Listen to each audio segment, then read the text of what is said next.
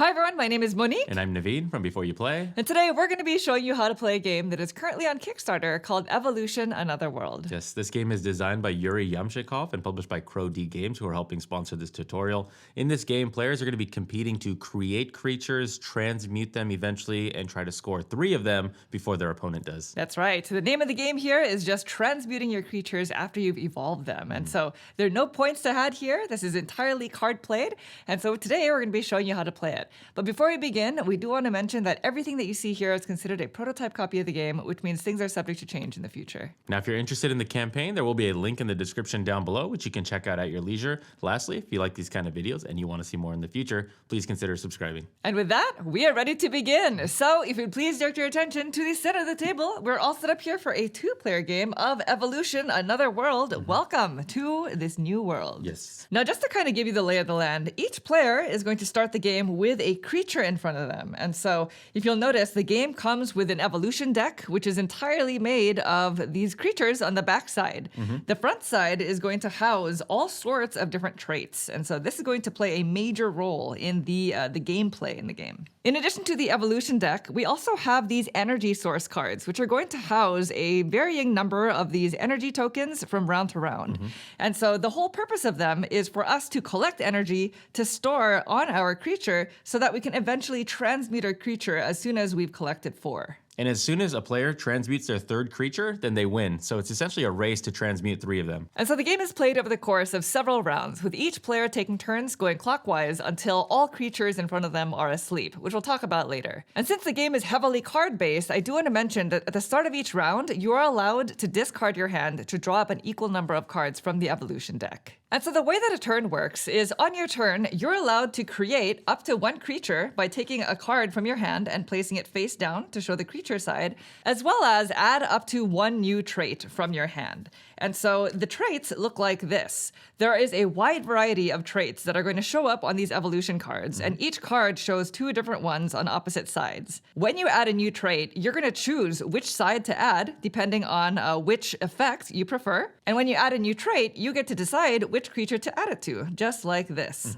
Now, my first creature has become an astral creature, which means this can attack and be attacked only by an astral creature. Right. Now, each creature can hold an unlimited number of traits, but they can never have the same one multiple times. Exactly. So I could never put another astral on this creature as long as it is an astral.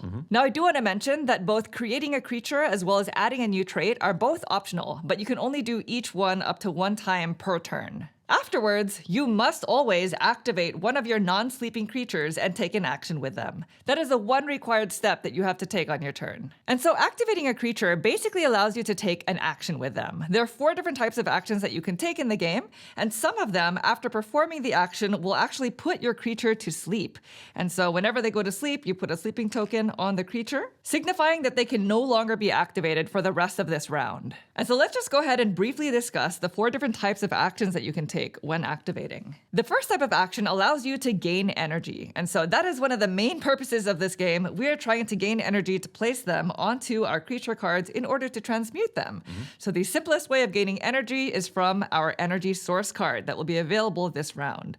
So this round, we have this Moonlight Rock.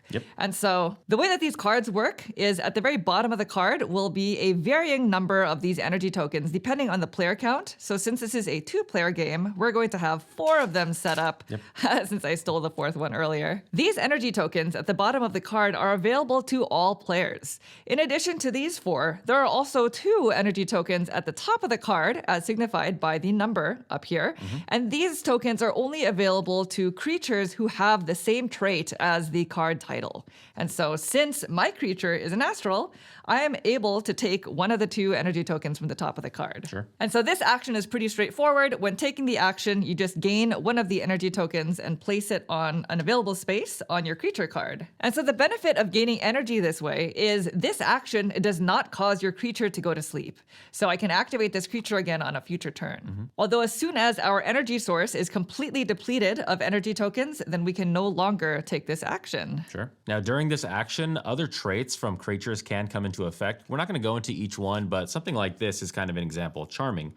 When a friendly creature gains the tokens from the source, this creature gains one from the supply. So this is how you can kind of utilize the benefits of another creature. Right. Now, the game comes with a lot of different traits, and so we won't be able to go through all of them, but there will be a chart that comes with the game for you to reference. Now, instead of gaining energy from the energy source, you can take the next type of action, which is attacking. As you can see, this is a very aggressive action, and since it's aggressive, it requires your creature to have an aggressive trait.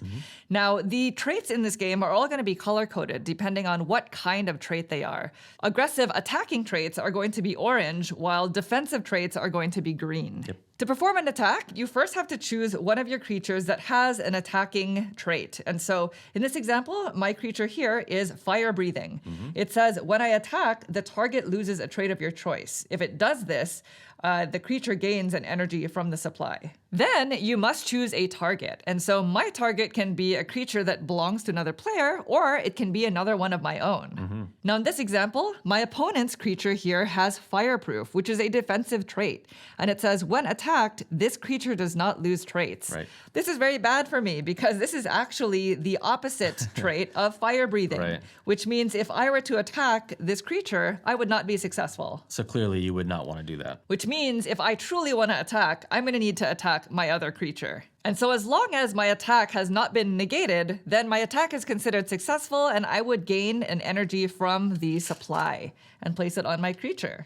Now there are two other types of aggressive attack traits that'll have different effects. For example, there's the lulling trait that will cause the target to fall asleep, and there's also the vampire trait, which will actually cause the target to lose an energy. So as you can see, there's a lot of different traits that kind of change up the combinations of the way you attack and defend yourself. And after resolving the attack, your creature falls asleep. So this is an action that will cause your creature to fall asleep and no longer be able to activate for the rest of the round. The next type of action you can take on your turn, and arguably one of the best because it's one of your goals of the game, is to transmute one of your creatures. So if you have a situation like this where you are full of these tokens, then on your turn you can discard everything off the card, and then you have basically transmuted that particular creature, and then you gain the transmuting token. Right. And so as soon as you have your third transmutation token, that would cause you to win the game. Right. Now, I do want to mention, though, that you can only take the transmute action if your creature has all 4 energy tokens and as long as they are not asleep, because you must activate them to take that action. And if your creature is considered tiny, then all you need is 3 tokens in order to transmute. And finally, the last type of action that you can take on your turn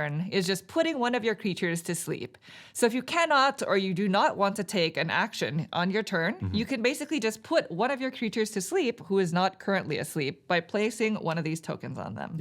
Creatures can only have 1 sleep token on them per round, and basically this just makes it so that you can no longer activate this creature this round. And that's essentially it. As a reminder, you're only going to be activating 1 creature per turn, and as soon as all creatures around the table are asleep, that ends the round. At the end of the round, you discard the current source card and draw a new one. You discard all sleep tokens from creature cards, and then you draw cards from the evolution deck. You're always going to draw 2 of them, but you also draw an additional one for each of your creatures that has at least 1 energy token. And then you'll pass the first player token clockwise. That's right. And of course, the first player to earn 3 transmutation tokens is going to be the winner.